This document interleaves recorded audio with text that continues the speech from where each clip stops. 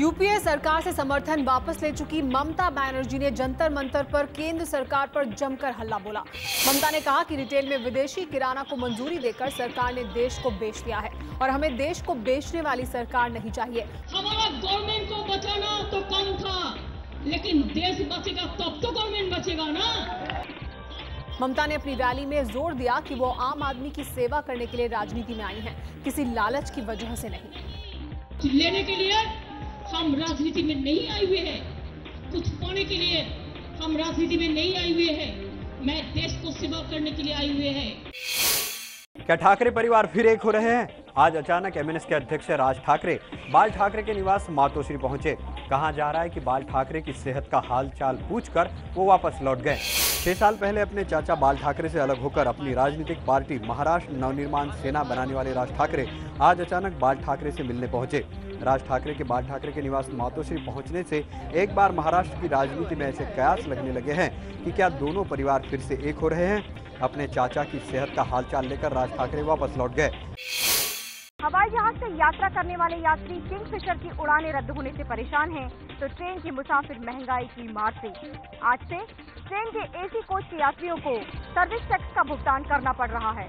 आज से ट्रेन के AC first class, AC 2 tyre, AC 3 tyre, AC chair car, AC economy class और first class के ticket के लिए कुल किराए पर तकरीबन 3.7% सर्विस टैक्स देना होगा।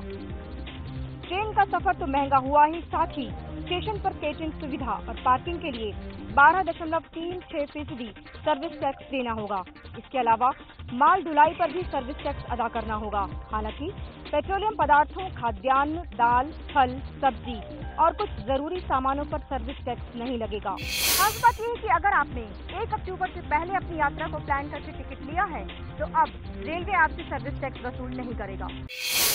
T20 विश्व कप के सेमीफाइनल में पहुंचने के लिए भारतीय टीम को जीत के साथ किस्मत की भी जरूरत है। भारतीय टीम को कल दक्षिण अफ्रीका के खिलाफ मैच खेलना है। सेमीफाइनल में पहुंचने के लिए टीम इंडिया को अपनी जीत के साथ अंकों के समीकरण का भी सहारा चाहिए। सबसे पहले भारत को दक्षिण अफ्रीका को सुपर 8 के आखिरी मैच में हराना होगा। कल दक्षिण अफ्रीका के खिलाफ उतरने से पहले भारत की नजर पाकिस्तान और ऑस्ट्रेलिया के मैच पर भी होगी। ऑस्ट्रेलिया अपने दोनों मुकाबले जीतकर सबसे ऊपर है। ऑस्ट्रेलिया 4 अंक के साथ रन रेट में भी सबसे आगे है। दूसरे पायदान पर पाकिस्तान है, तीसरे पायदान पर भारत और चौथे नंबर पर दक्षिण अफ्रीका। अगर पाकिस्तान ने ऑस्ट्रेलिया को हरा दिया और भारत ने दक्षिण अफ्रीका को हरा दिया तो सेमीफाइनल में पहुंचने का फैसला रन रेट के आधार पर होगा।